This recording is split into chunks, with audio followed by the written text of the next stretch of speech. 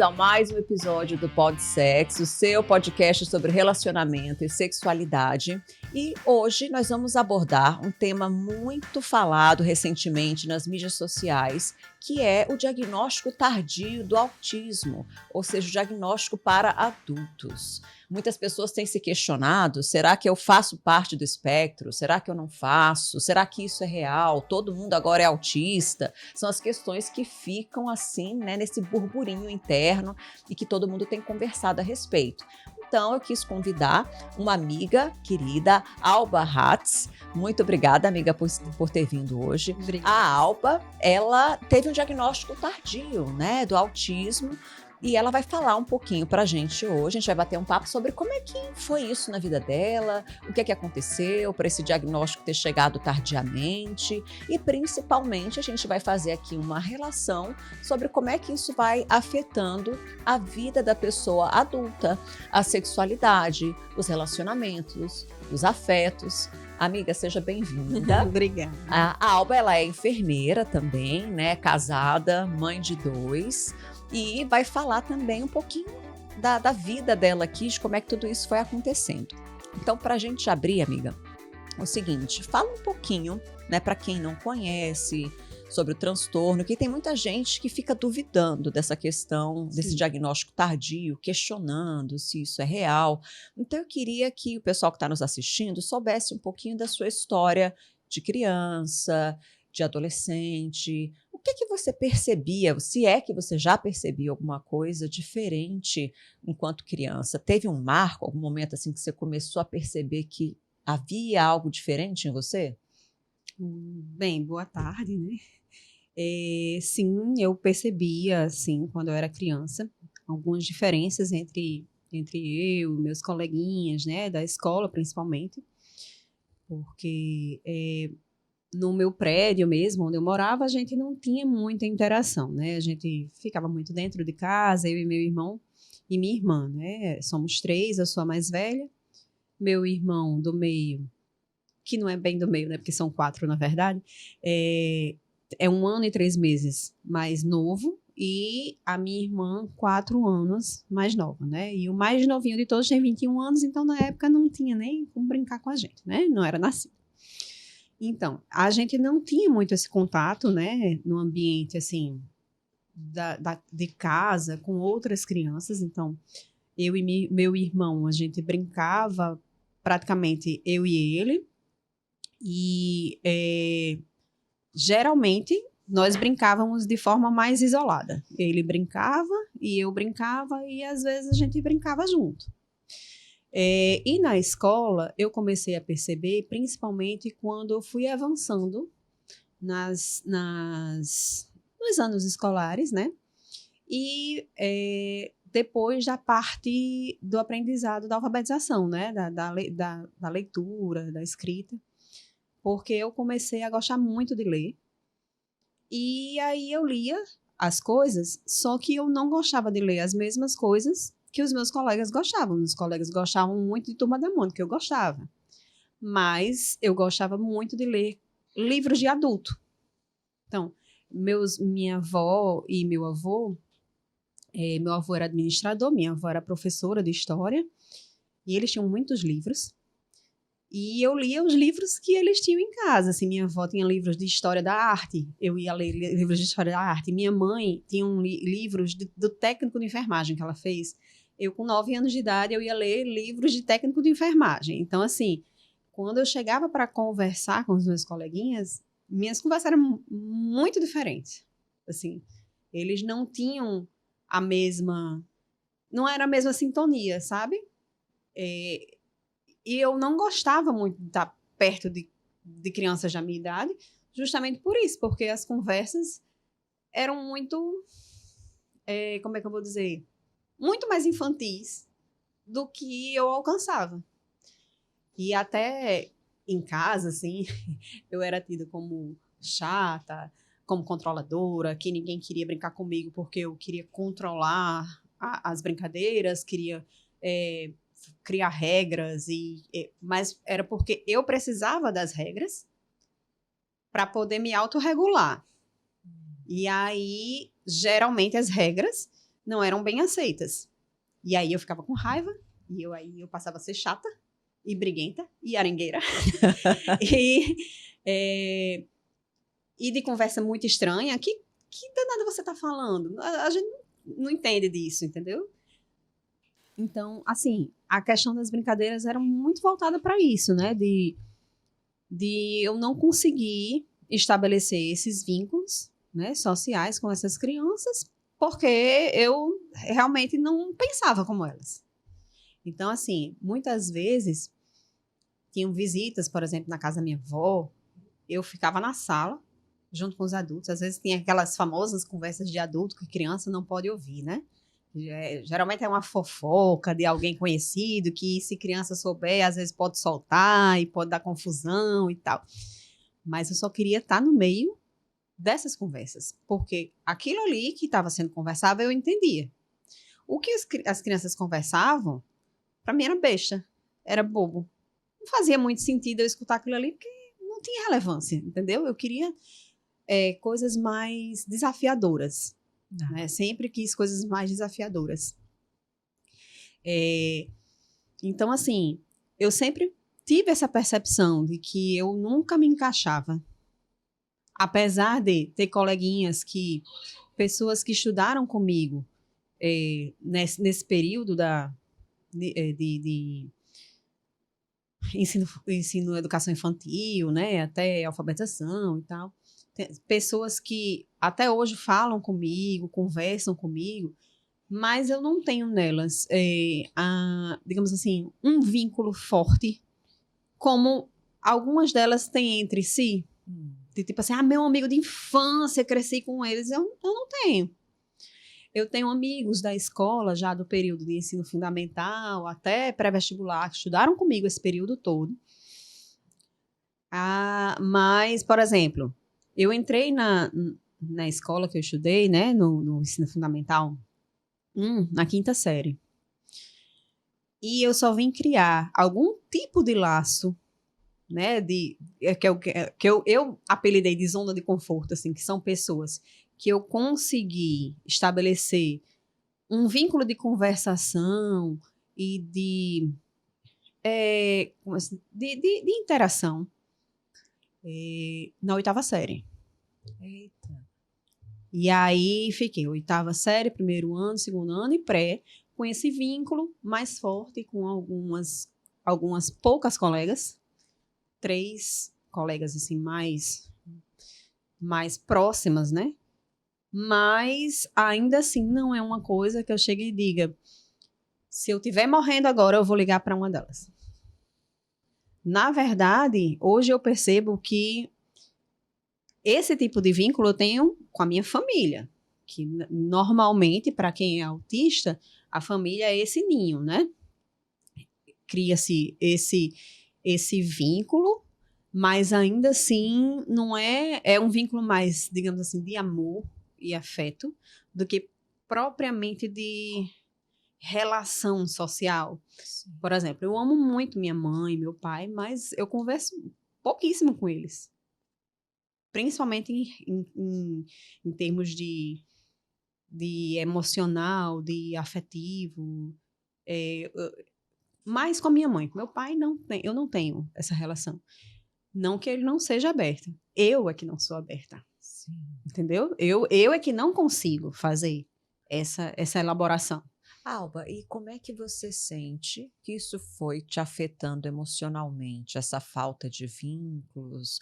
Eu diria falta não, nessa demora para estabelecimento de vínculos. Você se dava conta? Isso te machucava de alguma forma? Então, na minha época, né, era a época do Vila Folia e tal, meus amigos iam para shopping, mais ou menos a época de inauguração do Natal Shopping, evento aqui em Natal e tal. E eu não tinha com quem fazer essas saídas, assim, porque eu não tinha um grupo de amigos. Eu tinha esses amigos que eu me enturmei mais por ter a questão do hiperfoco, né, do estudo e tal, que era mais o grupo dos nerds. E eram pessoas que também eram mais intimistas, também não gostavam muito de sair. Mas eu, por exemplo, sempre tive muita vontade de aprender a dançar. Mas eu tinha muita dificuldade. Por quê? Porque dançar implica em você dar o controle para outra pessoa, né? E eu não consigo dar o controle para outra pessoa. O que é que você sente? Eu não consigo lidar com coisas imprevisíveis. Sim. Então, assim, quando é outra pessoa que está coordenando, levando à frente, hierarquicamente superior, me dando ordens, eu tenho muito mais dificuldade de absorver aquilo ali, internalizar e colocar em prática algum ato que advenha do que me foi colocado. Por quê? Porque não fui eu que estabeleci aquilo ali, não fui eu que criei aquilo ali, e aí eu tenho que me adaptar. E aí eu não tenho facilidade para me adaptar ao outro. Eu tenho, por isso que quando eu era pequena eu criava as regras. Sim. E aí na adolescência? E aí na adolescência todo mundo dançava, eu não dançava. Ainda não danço. Ainda não danço. Só quando meu controle inibitório é cortado pelo álcool, né? Aí eu falo inglês, porque eu sei falar inglês, eu falo fluente, eu sei ler, sei escrever em inglês. Mas aqui, se você me pedir para falar inglês, eu não falo. Só falo se eu beber. Porque não tem controle inibitório. E assim, eu tenho... É como se eu tivesse um 8 em 80 no meu cérebro. Então, assim, às vezes eu consigo... Eu coordeno demais, eu fico no 80. Então, assim, eu não consigo sair daquilo ali. Se eu sair... Uma espécie de rigidez. Chama rigidez cognitiva. Eu me perco, eu fico desesperada, eu tenho ansiedade. Às vezes chego até crise mesmo, assim, de ansiedade.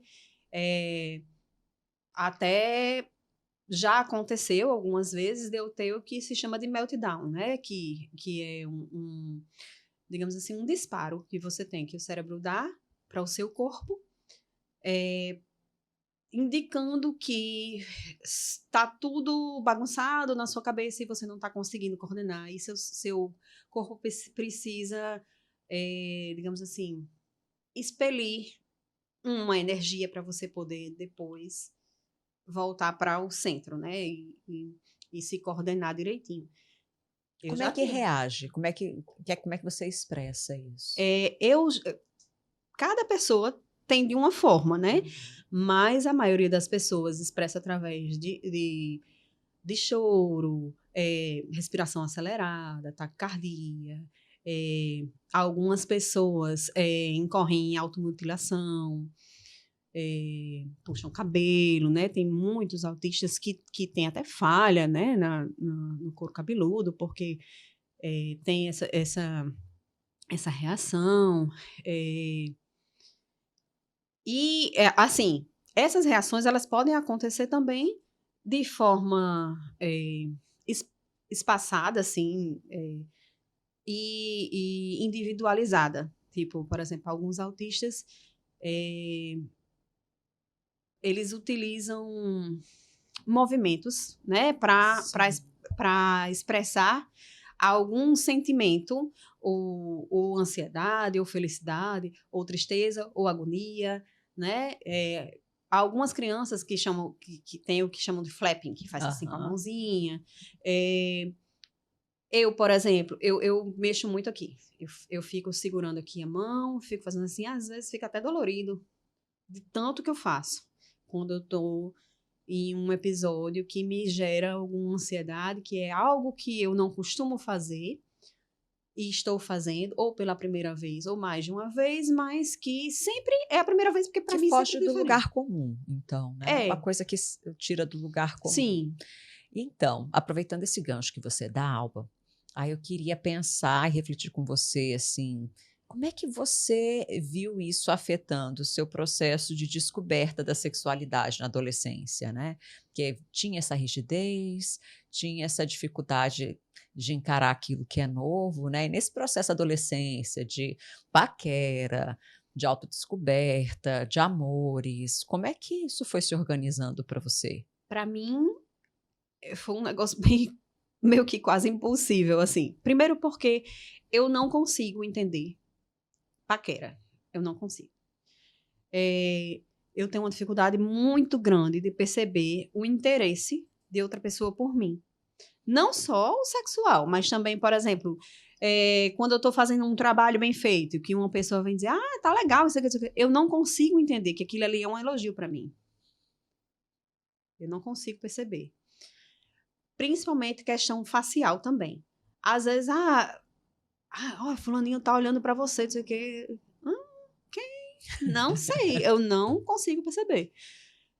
E isso, assim, se refletiu nessa questão de namorar e tal, porque primeiro, porque as pessoas me achavam esquisitas, então era muito difícil chegar algum menino para se aproximar de mim. Será que não chegava você quem não percebia, Então, Alba? alguns eu não percebia, outros eu até, assim, via, esse menino é interessante e tal, mas eu não sabia como estabelecer um vínculo ou criar uma conversa, porque eu sou muito ruim de iniciar a conversa. Depois de iniciar uma conversa, eu até dou prosseguimento na conversa e tal. Mas se a pessoa não continuar, eu também não continuo, não. Terminou a frase, acabou. Meu Deus, adolescência isso, então? Não rolava. Tanto é que eu não namorei na adolescência. Meu primeiro beijo foi aos 15 anos de idade. Depois de muito rolê, do pessoal da rua dizer, fulano quer ficar com você, eu não fazia a menor ideia de como é que se fazia. E você queria? Você tinha vontade? Apesar... Tinha? Tinha. Assim, fisiologicamente, a pessoa sente no corpo da gente as mudanças, né? Assim, dá vontade. Você vê aquilo ali, você se atrai. Mas eu não tinha isso de chegar, né? Então, assim, foi aquele primeiro beijo com 15 anos. Depois, fiquei... Eu acho que eu só beijei na minha vida toda 5 pessoas. Eu tenho 41 anos. Então, assim, namorado mesmo, eu só tive 2. Que foi meu ex-marido e meu atual marido. Então, assim, as pessoas tendem a invalidar, né? Dizer assim, você é autista, você fala, você conversa, não sei o quê. Eu falo, eu converso... Pronto, aqui a gente tá hoje conversando, mas porque, como eu disse, você é minha zona de conforto, já é minha amiga e tudo, eu já tenho um hábito de conversar com você, a gente estabeleceu uma ponte, né? Então, assim, eu já coloco você dentro daquele meu ninho, né? Que eu chamo de pessoas que eu consigo, né? Me expressar melhor. Mas com pessoas avulsas, externas a esse ninho, eu falo basicamente o essencial, né? Principalmente no trabalho, assim, eu ainda tento, né, brincar, assim, eu vejo coisas que eu sei que funcionam, e aí eu fico tentando utilizar para, tipo assim, puxar assunto e tentar me enturmar, mas várias vezes eu cheguei no trabalho e via, tá tendo uma reunião ali. E ninguém me chamava para reunião. Mesmo sendo uma reunião do setor, entendeu? Mesmo sendo um assunto do qual estava sendo tratado, e eu estava sendo tratado e dando opiniões antes, mas é porque as pessoas não conseguem me ver como parte justamente porque eu não consigo estabelecer essa ponte, entendeu? Tipo assim, sabe aquela história de quem não é visto não é lembrado? Como eu não consigo fazer isso de ser vista, muitas vezes eu sou esquecida. E aí isso veio na minha vida toda. Como é que é isso para você? Como é que você sente? Isso hoje. Hoje, eu acho que talvez tenha um peso tão grande quanto tinha para mim na adolescência. Porque na adolescência, a gente não tem a coisa do trabalho, né? Mas a gente tem a coisa das amizades, né? Digamos assim, que as relações sociais que a gente tem mais fortes durante a adolescência são com os amigos de escola, de rua, essas coisas. E na vida adulta é mais a questão dos amigos do trabalho, né? Que a gente tá ali todo dia. Então, assim, hoje é como se eu estivesse revivendo as questões da adolescência. Umas coisas eu já consegui superar. E aí, o que é que eu faço? Eu comecei a estabelecer estratégias, né? Que eu vi que desde a adolescência funcionavam para poder, digamos assim, me encaixar em espaços que eu não me encaixava, não conseguia me encaixar de forma natural sendo quem eu era. E aí é onde entra o que o pessoal chama de masking, né? Eu mascarava muitas coisas, fazia de conta que várias vezes, assim, soltavam piadas nos lugares e eu ria fazendo de conta que eu estava entendendo aquilo ali, mas na verdade eu não entendo, entendeu? Tem algumas piadas que eu não entendo, tem algumas expressões faciais que eu não consigo perceber se a pessoa está sendo sarcástica, se ela está sendo irônica, eu não consigo, entendeu? Aí eu fico sem saber, isso daí é algo que a pessoa está falando para me criticar ou ela está dizendo isso de verdade, entendeu? Assim, está querendo... Fica... Então, acho que isso que você fala, eu fiquei pensando, né? Como a gente também trata aqui no canal muito sobre as questões de relacionamento, essa dificuldade de captar a expressão facial, até o que está sendo dita, como é que você olha para isso, né, dos autistas que vão se relacionar afetivo amorosamente? O que é que você diria, assim, para quem tem o diagnóstico, para quem tem filhos adolescentes que estão dentro do espectro, né, que não conseguem ter essa sensibilidade, vamos dizer, sensibilidade não, essa percepção sensível de coisas assim, de nuances de comportamento e de sentimento. Eu fiquei numa sensação de que isso pode ser um risco até, né, Alba? Assim, eu tenho até dificuldade de falar um pouco sobre isso, porque eu estou vivenciando uma situação muito parecida em relação a filho, né? Eu tenho um filho adolescente, vai completar 14 anos agora, que também está dentro do espectro, né? E assim, ele me relata muitas vezes, ele chega me relatando, principalmente no início do ano, ele tinha mudado de escola, era um ambiente diferente, e ele já queria sair da escola anterior justamente porque ele não conseguia fazer amigos, os amigos chamavam eles de esquisito, diziam que ele não era, assim, só tinha conversa esquisita, que as coisas que ele falava eram besteira, justamente na mesma situação que eu tinha vivenciado quando eu era adolescente. Então, assim, tem algumas coisas que eu consigo chegar para ele e, digamos assim, ensinar, assim, mediar para ele a relação que ele vai ter daquele sentimento dele com o mundo. Dizer, ó, filho, eu vivi um pouco disso, eu senti um pouco disso, e a mamãe fazia assim, assim, assado, para tentar minimizar o sentimento e tal. Mas, assim, é muito difícil porque, ao mesmo tempo, você vê que a nossa sociedade ela também não está preparada para lidar com diferenças. Entendeu? E, assim, todo mundo tem que ser padrãozinho, tem que usar o mesmo tipo de roupa, tem que gostar do mesmo tipo de música, porque se não se encaixar, é esquisito, não serve e não presta. E aí, para a gente, principalmente a gente que tem uma formação mais sensibilizadora, né? Eu sou da área de saúde também, você também é, então a gente tem isso de trabalhar com questões mais sociais. A gente vê que não é uma coisa fácil a gente trabalhar numa sociedade que é eminentemente machista, misógina, homofóbica, que as diferenças não importam. O que importa é quem a pessoa é, né? E assim, eu passei a vida toda querendo ser quem eu era, mas por imposições dessa sociedade, você vai tentando se moldar, tentando se encaixar, tentando ser a filha perfeita, tentando ser a namorada perfeita, tentando ser a esposa perfeita, e acaba levando tudo nas suas costas, né? Então, assim, eu tento passar muito isso para Heitor, né? E que nem tudo vai ser como a gente quer, né? E a gente tem que aprender a conviver com as coisas do jeito que elas são. Mas que as coisas que dão para a gente mudar, a gente tem que ir lá e batalhar para que elas mudem.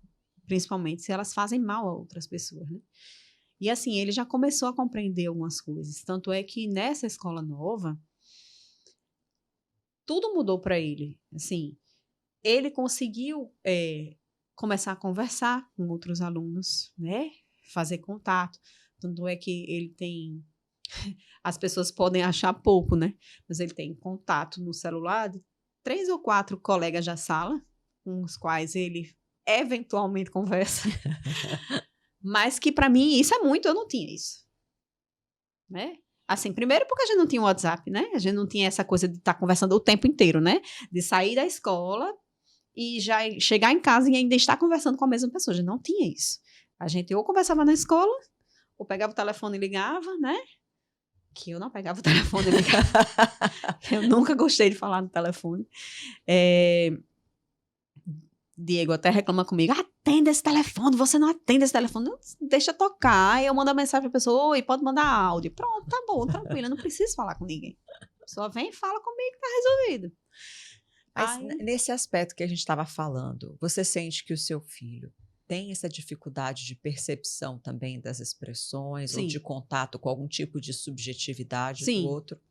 Sim, assim, muitas vezes ele faz piadas pra mim, assim, quando é só comigo, eu consigo perceber que algumas coisas que ele falou, nem ele mesmo está entendendo o que é. Ele tenta, por exemplo, ele tenta ser sarcástico, mas ele acaba sendo literal nas piadas, entendeu? Mas às vezes, quando ele faz na frente de Diego, que é meu marido, às vezes ele faz a piada, Diego entende, ri, ou então diz, Heitor, essa foi péssima, essa foi muito ruim. E eu fico. Aí quando ele sai, o Diego, foi que ele tentou dizer, porque eu não entendi. Então, assim, tem momentos que eu sou mais literal que ele, em outros momentos ele é mais literal do que eu, entendeu?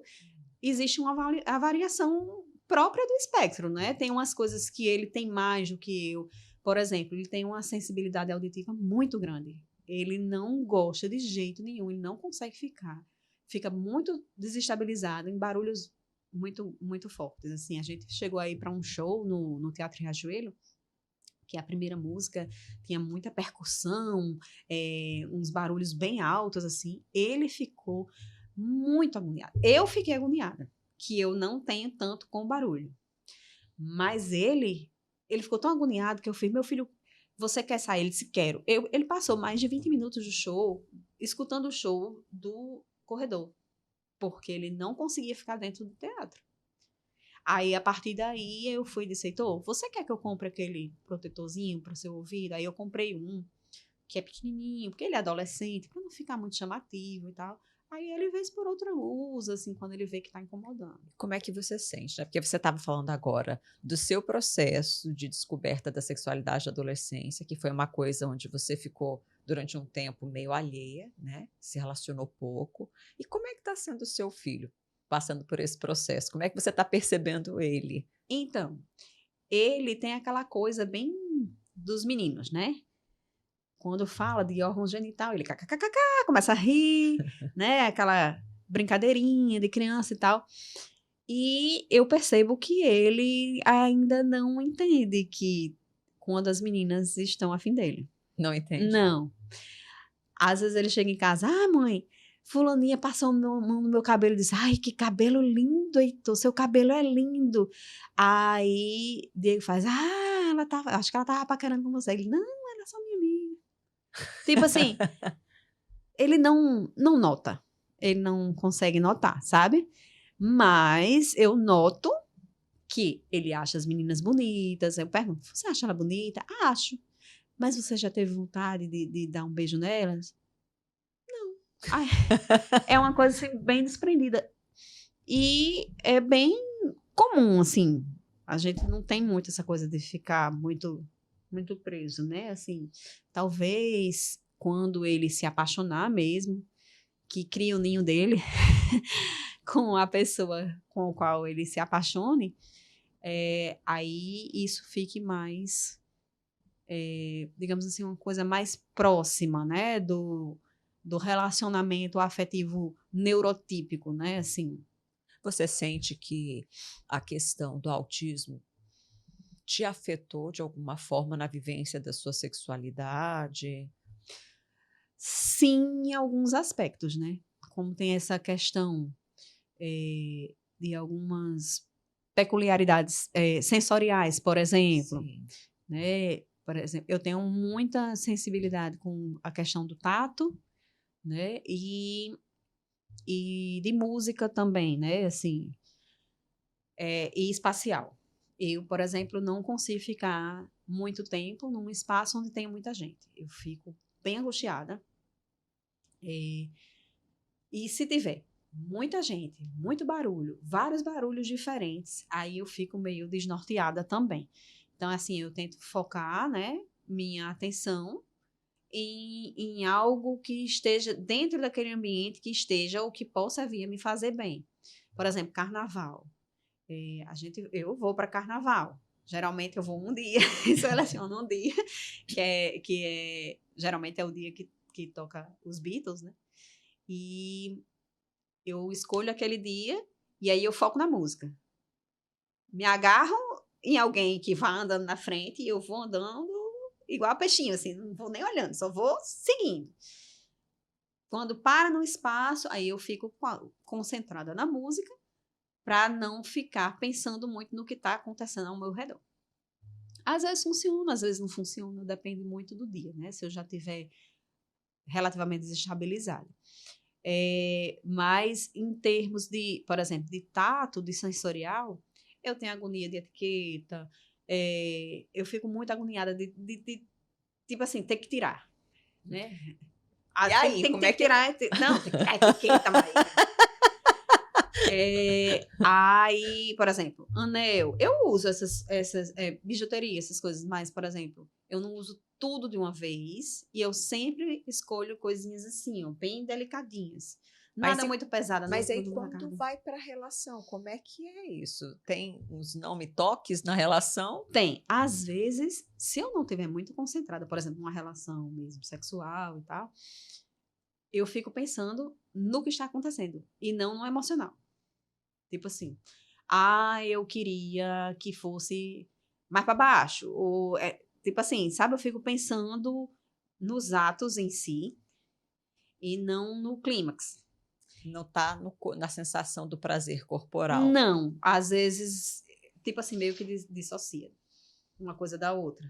Apesar de eu estar sentindo prazer, mas eu ainda fico pensando no passo a passo. É como se eu precisasse que, tipo assim, vamos voltar para as minhas regras, para ver se entra de novo mais dentro da sensação do prazer. Não, não faça desse jeito, não faça do meu jeito, tá? Sabe, assim, mais ou menos. E tem... Mas isso, amiga, às vezes até quem não é autista pensa. O problema é quando termina tudo e você ainda tá pensando por que não foi de tal jeito, assim, né? O problema é esse. Mas acontece também de, por exemplo, eu tenho uma sensibilidade, um negócio que o povo pode achar meio esquisito, mas, por exemplo, eu sinto músicas. Então, tem algumas músicas que eu consigo sentir. Eu me arrepio escutando aquela música. Não, não é isso. Eu sinto como se fosse uma coisa andando por dentro da minha pele. Eu sinto a música. E aí, algumas músicas me dão sensações mais animantes. Esquentam. E aí, às vezes, acontece isso, aí eu uso estratégias, né? Acontece isso de eu começar a focar demais no passo a passo do que está acontecendo e menos na sensação do prazer. E aí eu começo a usar as estratégias, né? Aí eu começo a me lembrar da música que me causa essas sensações para poder tentar retomar o clima do que está acontecendo. E você sente que, diante dessas questões sensoriais, houve algo que te atrapalhou a encontrar o prazer sexual? Você, quando começou a sua vida sexual, você conseguia ter prazer, descobriu o prazer depois? Você sente que te atrapalhou de alguma forma? A questão sensorial, não. Na verdade, eu, como eu disse a você, né? Eu comecei a criar estratégias para as coisas que eu não conseguia me encaixar. Então, assim, quando eu comecei a minha vida sexual, já tinha internet, né? E assim, o que é que eu fui fazer, né? Como eu não conhecia nada, tinha pouca experiência de namoro, aliás, nenhuma experiência de namoro, foi com o meu primeiro namorado.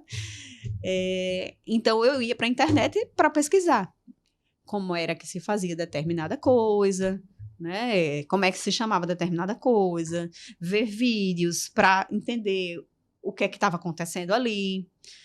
Bem uma coisa assim, meio que hiperfoco mesmo, assim, sabe? De tipo assim, vou centrar nisso daqui, vou estudar isso daqui. Que as pessoas não fazem isso, as pessoas vão no experimento, né? Como eu não experimentava, porque eu não tinha com quem experimentar, essa coisa, não tinha essa coisa do, né, experimental mesmo. Então, eu tinha que ir no que eu conhecia. Novamente, estratégias. Eu sempre tentei usar de estratégias para tentar alcançar, digamos assim, o homem médio, né? Ai, eu fiquei pensando, a gente está aqui conversando, né? E muito se fala sobre essa questão de agora todo mundo é autista, todo mundo tem um diagnóstico. Algumas pessoas devem estar vendo a Alba conversar aqui comigo e falando assim, mas ela é autista mesmo, né? Como é que pode? Porque ela está aí, está falando sobre família, relacionamento, sexualidade. E, e assim, existe, né, Alba, um questionamento desse diagnóstico tardio. Eu, enquanto profissional, vejo você falar e estou vendo tudo aquilo que você descreve e dá para ir encaixando as peças do quebra-cabeça. Mas eu tenho certeza que muitas pessoas devem estar assim, mas será? Né? Como é que é Uhum. para você? Você já foi muito questionada sobre o seu Já, diagnóstico? Como é já, que isso acontece? O que é que você sente? já fui questionada. Na verdade, o meu diagnóstico, ele foi dado, né? Inicialmente, eu desenvolvi um transtorno bipolar, né? Eu tive um estresse pós-traumático e desenvolvi um transtorno bipolar, que é um transtorno de personalidade que tem uma característica genética é, muito forte, né? E assim, ele se desenvolve mediante, digamos assim, um start, né? Um estímulo mais forte. E eu desenvolvi através desse estresse pós-traumático. E comecei a tratar, né? Inicialmente, eu comecei a tratar como depressão e transtorno de ansiedade, não se sabia que era um transtorno bipolar. E eu passei por vários médicos, vários psiquiatras, vários medicamentos diferentes que não traziam melhora. E eu tive vários afastamentos no trabalho, até que uma das vezes eu fui para a junta médica e a médica da junta fez: olha, eu vou conversar uma coisa com você. Eu não acho que o seu diagnóstico seja ou não seja depressão e transtorno de ansiedade. Eu acho que você tem transtorno bipolar. Procure médico fulano de tal, que ele é um médico muito bom e ele vai conduzir melhor o seu caso.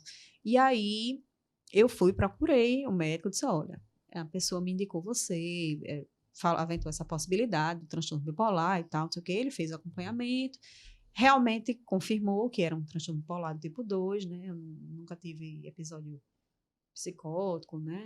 Era mais, assim, depressões prolongadas, né? E alguns episódios de hipomania. Só que aí eu comecei a fazer um tratamento com um outro especialista, que inclusive é maravilhoso. Pode falar o nome? Pode, isso é Doutor, maravilhoso. doutor Hugo. Sensacional ele, maravilhoso, adoro de coração. E a gente viu que eu sempre tinha recaídas, né?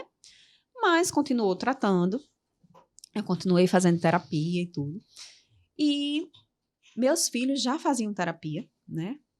Porque no passado o mais velho tinha uma hipótese de TDAH e transtorno opositor, e o mais novo de hiperatividade, que ele era muito pequenininho e ainda não podia fechar o TDAH. E aí eles começaram a fazer terapia, né? Eles já faziam, o mais velho fazia psicologia, fez psicomotricidade, fez terapia ocupacional, aí depois recebeu alta da psicomotricidade. E o pequenininho fazia psicomotricidade, não tinha vaga para psicologia, porque ele era muito pequeno e tal. E aí me indicaram para eles irem para essa outra clínica, que é a clínica que eles fazem terapia hoje, né?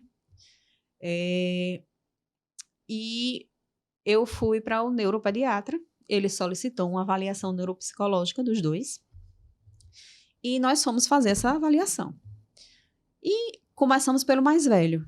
E aí, quando a gente estava fazendo a avaliação do mais velho, e eu conversando com a neuropsicóloga, e aí eu comecei quando terminava a sessão, eu falava alguma coisa sobre mim e tal, não sei o quê, e aí teve um dia que ela chegou e fez, você já fez essa avaliação neuropsicológica? E eu disse, não. Ela disse, você não gostaria de fazer, não? Porque eu acho que você tem alguns traços, realmente.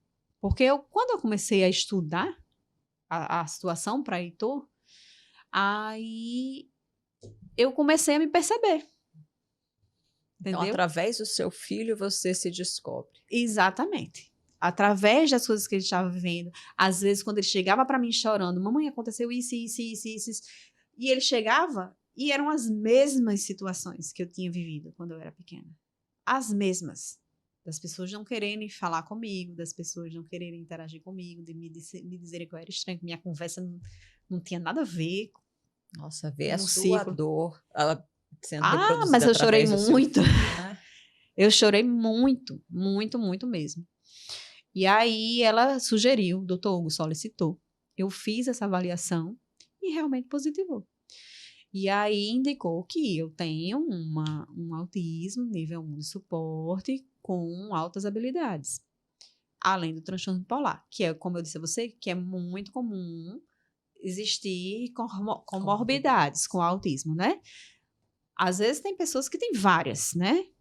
No meu caso, eu tenho o que chamam de dupla excepcionalidade, que é as altas habilidades, que comumente se chamam de superdotação, que as pessoas às vezes acham que é superdotada, não vai ter dificuldade em nada. Nossa Senhora, a gente tem muita dificuldade. Muita. Primeiro porque na escola nunca adaptam as coisas pra gente, né? Heitor, por exemplo, na educação infantil, ele fazia 2, 3 tarefas, enquanto os coleguinhas faziam só a primeira. Ele já tinha feito 3. Quando ele terminava, ele ficava rodando dentro de sala porque ele ficava entediado. E aí as pessoas achavam que ele tinha TDAH. Era superdotação. E nunca ter visto um vídeo de como desenhar. Ele foi lá, começou a desenhar e começou a desenhar. Que tem esse lado bom, né? Mas acho que o que você traz é a dificuldade de socialização e de se fundir com os Exatamente. outros, né? Porque isso vai gerando um afastamento, que é isso que você está relatando É. na sua história e no seu processo. Além das dificuldades nos processos da vida também. Por exemplo, as pessoas pensam, porque você é superdotada, vai se dar bem, vai passar num vestibular de cara. Eu não passei no vestibular para medicina. Eu não passei. Passei em segundo lugar para educação física na UFRN, quando foi o segundo curso mais concorrido da UFRN. Passei em segundo lugar. Eu passei em 8º lugar no curso de enfermagem, quando foi o segundo curso mais concorrido da UFRN. Passei. Mas eu nunca passei para o vestibular de medicina. Entendeu? Então, assim, não é porque eu tenho altas habilidades que eu vou ter altas habilidades em todas as áreas de conhecimento. Ou da vida. Ou né? da vida. Não vou ter. Tanto é que se eu tivesse altas habilidades para socializar, eu não tinha namorado só com 2 pessoas. Sente falta de ter namorado mais hoje? Acho que sim. Acho que sim. Não no termo mesmo sexual, mas eu digo assim, em termos de conhecer outras pessoas, assim. Como é a vida de outra pessoa, como os sentimentos, de aprender a lidar com explosões de sentimentos, positivas ou negativas, entendeu? Eu acho que eu sinto falta disso, assim. Eu acho que eu tenho, digamos assim, um repertório muito restrito e até interfere em como eu ensino para os meninos. Porque era uma coisa que eu ia lhe falar. Você me perguntou, como é que você vê essa questão de Heitor, da sexualidade com Heitor, não sei o quê.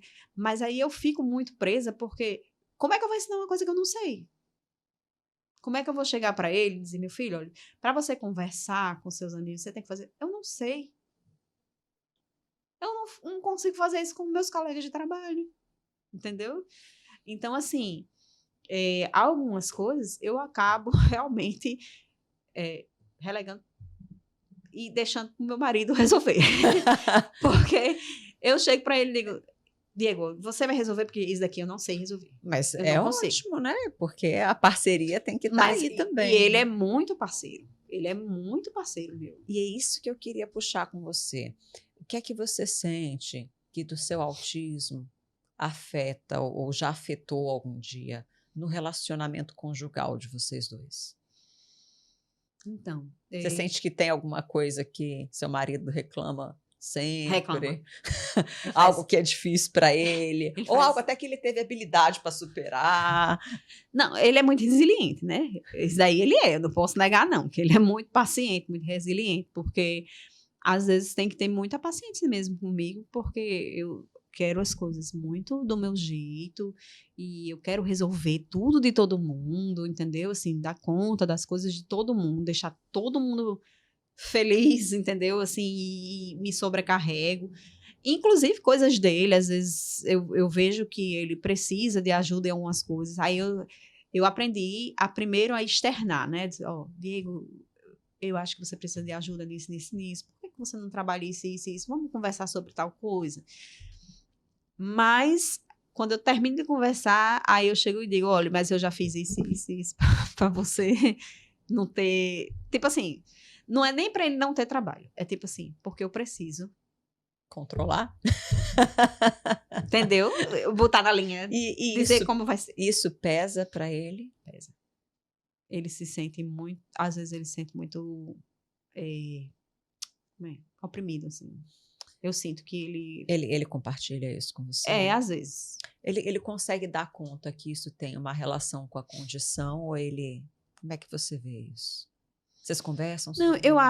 eu acho que quando é num episódio assim mais tipo de briga da gente, assim, uma discussão que todo casal tem e tal, eu acho que ele leva muito pro lado pessoal. Mas em algumas outras situações eu consigo perceber que ele entende que eu não consigo fugir dessa linha de raciocínio, porque quando eu fujo, não sou eu, é o que os outros querem que eu seja, Ah, entendeu? E assim, e agora, aí o povo diz: ah, pra que você quer saber se você é autista agora? Você passou a vida todinha tão bem, você é concursada, tem 2 empregos, tarará, tarará. Ok, não significa que eu não sofri. sim.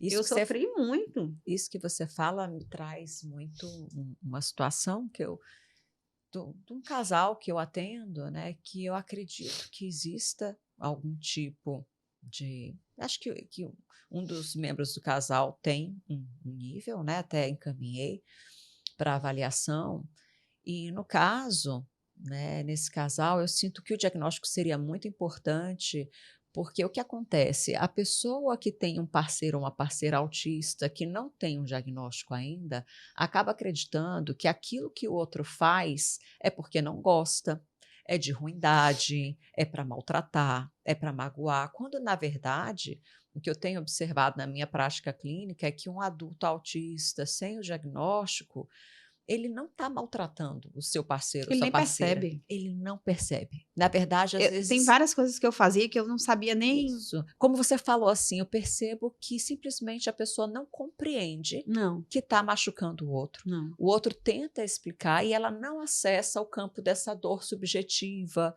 né, da coisa do emocional mesmo. Né? Uhum. Então, assim, ter um diagnóstico é uma forma de acalmar o coração do seu parceiro e da sua parceira, para que se sintam assim mais confortáveis no sentido de não é o meu parceiro ou minha parceira me espizinhando, é uma condição. E de também buscar, né, Alba, novas estratégias Sim. para poder, vamos dizer, adaptar essa relação, para poder ter uma comunicação mais eficiente, né? Então, essa questão das comorbidades com o autismo me leva até a crer, assim, que por eu ter altas habilidades, eu tenho uma habilidade de conseguir criar estratégias com mais facilidade. Tanto que antes mesmo de eu ter diagnóstico, eu criava estratégias para não sofrer. Eu não sabia que era digamos assim, um sintoma do autismo, entendeu? Eu sabia que era uma coisa que acontecia comigo, que me fazia sofrer, então eu tentava uma alternativa para não ter aquela perda, né? Mas depois que você tem o diagnóstico, aí você consegue perceber o que efetivamente lhe traz angústia, desespero, felicidade, o que lhe dá conforto. Então, assim, eu adoro praia e eu detesto areia. Aí me explica como é que uma pessoa que ama praia detesta areia. É complicado, né? Mas o que é que eu detesto na areia? Eu detesto quando o meu pé, cheio de areia, roça na sandália. Aquilo ali me dá uma coisa que às vezes arrepia o meu cabelo. O que é que eu faço? Eu ando descalça na areia. Porque se não roçar em nada, eu não vou sentir. Isso, é desenvolver estratégias, né, Exatamente. para você e, assim, no caso do relacionamento, acho que é bom a gente pensar, você reconhecendo os seus gatilhos, você desenvolvendo as suas estratégias, você pode ajudar quem está do seu lado também a compreender melhor, a entender melhor o que é que te faz bem, o que é que não te faz, e essa pessoa que está do seu lado também pode compreender que algumas coisas são da condição e Sim, ser mais parceira, né, eu penso que isso. isso ajuda nesse caminho. Sim, exatamente. É exatamente isso. Tem essa diferença. Algumas pessoas vão ter mais facilidade de criar estratégias sem diagnóstico. Outras vão ter muita dificuldade. Outras, quando tem o diagnóstico, tem mais facilidade também. Eu acho que a gente estava conversando antes, né? E eu estava te falando, né? Que dentro do espectro autista, entre os 3 níveis de suporte, né? Nível 1, nível 2 e nível 3, o nível 1 é o que tem o mais alto índice de tentativa de suicídio e de suicídio. Por quê? É o menos identificado, né? Porque as pessoas estão acostumadas a rotular como autista aquelas pessoas não verbais ou as verbais que têm um déficit intelectual, cognitivo, entendeu? Aquele autista estereotipado que a gente via Isso. O antigamente. que o povo tinha o costume horrível de rotular como retardado. Aquele povo, né? Uhum. Então, assim, que é um rótulo extremamente, extremo, né? Péssimo, Isso. né?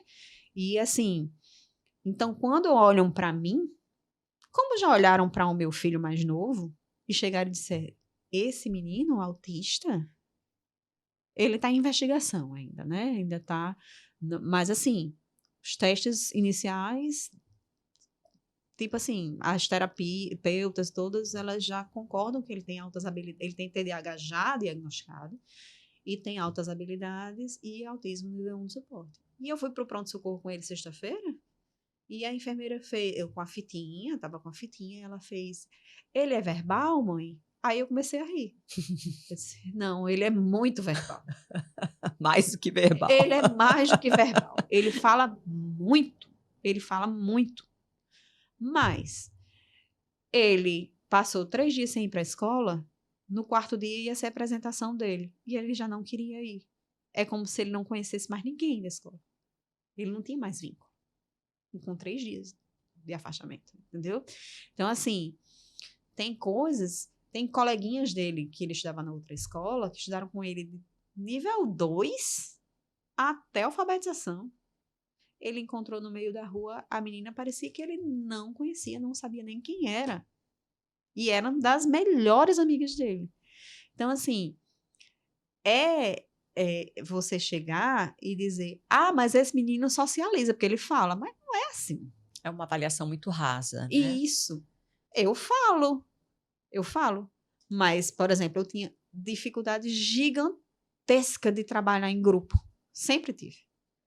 Para eu fazer meu grupo de amizade na faculdade de enfermagem foi muito complicado. Porque eu era chata, mandona, insistente, eu só queria as coisas do meu jeito. Então, muitas vezes eu queria fazer os trabalhos só. E aí não podia, tinha que fazer em grupo. E aí, Desafio, né? E isso, como eu disse a você, né? Assim, nem todo autista é do mesmo jeito, nem todo mundo que tem altas habilidades tem altas habilidades para tudo. Então, é uma variação, é um espectro, realmente, entendeu? Eu agora fiz uma prova na faculdade, eu faço faculdade de Direito também, fiz uma prova na faculdade, eu estudei horrores. Antes da prova, eu estava debatendo todo o assunto com o monitor. E eu cheguei e fiz, Gabriel, você quer apostar quanto? Que eu vou errar todas as questões da prova. Disse, não, você está sabendo a matéria direitinho. A prova valia 10, eu tirei 1. Diga aí, eu tirei 1. Simplesmente porque eu tenho muita dificuldade com as questões objetivas de direito. Porque elas têm muito entrelinhas. E eu não consigo perceber entrelinhas. Olha só que coisa. E aí eu tenho muita dificuldade. Na faculdade de enfermagem, minhas notas eram altíssimas. Mas por quê? Porque a área de biomédica, você sabe que você é da área da saúde, a gente não tem essa coisa tão As nuances, subjetiva, né? Pegadinhas, coisinhas escondidas. É aquilo e aquilo. Tá entendendo? Tô entendendo. Então, para mim, era fácil, era ótimo. Mas no direito, que inclusive eu estou me identificando até mais do que com a enfermagem, eu tenho dificuldade nas questões objetivas. Se você botar para escrever ou fazer um debate oral, eu até consigo. Depois, pronto. Até os meninos falaram, você fala tanto em sala de aula. Eu disse, eu falo tanto depois da terceira, quarta aula. Que já virou um Achei ambiente... que você fosse falar depois da terceira, quarta cerveja. Você tá bebendo para ir pra... Depois da terceira, quarta aula. Aí vira aquele ambiente conhecido. Aquele professor passa a fazer parte daquele núcleo para mim de conhecimento. Aí eu começo a conseguir me desenvolver, entendeu? Mas nas primeiras aulas nem tente. Pode morrer de perguntar, não responde. Não responde. Muito legal. Amiga, a gente está chegando perto do encerramento, né? O que eu queria deixar de recado para quem acompanhou a gente até agora, principalmente trazendo a Alba aqui, é que é totalmente possível ser uma pessoa dentro do espectro autista e ter uma vida legal, ter um casamento, ter filhos, né? Tem, dependendo do nível de suporte, algumas dificuldades e limitações, mas principalmente no nosso objetivo aqui, que é olhar também, né? Quando a gente fala de sexualidade, a gente está falando de afetos, de relacionamentos, de vida a dois, de família, e assim, o quanto isso, na verdade, é possível. A gente vê hoje muitos quadros de diagnóstico, né, de autistas, tanto na infância, na adolescência, na vida adulta, muitas pessoas chorando, famílias, né, desesperadas, às vezes com o quadro ou com o diagnóstico, mas com terapias, com tratamentos, é possível sim ter uma vida legal, saudável, funcional, né? E está aqui a Alba como prova disso, né? Que tem aí seu maridão, os 2 filhos, a amiga aqui que toma uma cervejinha no final de semana com ela, né? E sim, claro, com alguns desafios diferentes, né? De quem está dentro dessa normatividade, mas conseguindo fazer as suas coisas acontecerem, né, amiga? Por isso que eu quis chamar você aqui. E aí, para a gente fechar, eu queria saber se você tem assim, algum recado que você gostaria de deixar para pais, mães, né, ou para as pessoas que têm um relacionamento com alguém autista, algo que venha do seu coração, que você acha que poderia dizer, enquanto uma pessoa dentro do espectro. Então, eu acho que é bem importante, assim, ter uma leitura mínima sobre o assunto, né? Mesmo que seja, assim, por mídias sociais, existem vários Instagrams fantásticos sobre o assunto, que tratam, às vezes, de forma mais, como é que chama? Cotidiana, com menos termos científicos, né? Uma linguagem mais clara e suave para as pessoas buscarem esse conhecimento, né? É bem importante, assim, as pessoas neuroatípicas, né, que são os autistas, TDAH, outras neuroatipias também, são pessoas que têm sentimentos, né, que conseguem ser empáticas, mas muitas vezes elas não entendem como isso se dá de uma pessoa para outra, como é o acesso disso, entendeu? Então, assim, às vezes a gente precisa de uma outra pessoa, de uma ponte, para fazer essa aproximação, para a gente poder compreender. Embora nem sempre a gente consiga colocar em prática, né? Mas é bem importante, assim, a gente conseguir também falar o que a gente está sentindo. Eu sei que para muitos autistas, para mim também é difícil às vezes expressar, porque às vezes a gente sente, mas a gente não consegue colocar em palavras, né? Não consegue efetivar essa comunicação. Eu mesma tenho bastante dificuldade em conseguir dizer, às vezes, o que eu estou sentindo, tanto fisicamente como emocionalmente, mas é bem importante mesmo, assim, a gente ter ciência de que, de fato, existe. É uma coisa que hoje as pessoas tomam como uma moda, como uma explosão, mas, de fato, não é. Assim, na nossa época, tipo, eu tenho 41 anos, hoje eu não consigo marcar um neuropediatra para o meu filho. Imagine 41 anos atrás. Então, assim, a minha família me tinha como frescurenta, entendeu? Não é frescura, é porque a gente pensa de uma forma diferente, só que a gente não tem como expressar. E naquela época também não tinha quem lesse essa expressão. Então, assim, hoje a gente tem vários testes, hoje a gente tem especialistas em várias áreas, no campo da pedagogia, no campo da psicologia, da medicina, da enfermagem. A farmacologia também tem várias coisas que podem contribuir, até autistas usam alguns medicamentos para transtorno de personalidade, para ajudar na moderação do humor, às vezes para ajudar na irritabilidade. Então, assim, tem várias formas de a gente trabalhar essas questões e eu acho bem importante essa questão da parceria mesmo, assim. Eu posso dizer que hoje eu tenho uma rede muito bem estabelecida. Minha mãe até meio que tomou um choque quando soube até do diagnóstico de Heitor, que foi o primeiro de todos, né? Foi primeiro Heitor, depois Murilo, depois eu. E aí, minha mãe mesmo começou a se identificar com algumas características e começou a identificar no meu irmão também algumas características. Então, assim... Parece que a família inteira passou a se conhecer melhor a partir de vocês, né? Exatamente. Eu acho que é isso que você traz, né, Alba? Pessoal, não é frescura, não é mimimi, acontece, às vezes é mais sutil. E acho que, independente de qualquer quadro, ter o diagnóstico ajuda a lidar melhor, mas independente de qualquer quadro, se tem alguém ao seu lado que tem suas queixas, suas dores, suas dificuldades, o nosso campo, enquanto família, enquanto parceria, é de acolher, né, e de tentar ser suporte. Porque as relações de amor são assim, exatamente, devem ser assim, de suporte. Como eu disse, o nível 1 de suporte, principalmente, é o que tem o maior índice de pessoas com depressão, com tentativa de suicídio. Então, veja aí a importância de a gente... Do suporte emocional e afetivo, né, de acolher. Muito bom, amiga. Muito obrigada pela sua participação. Obrigada a você.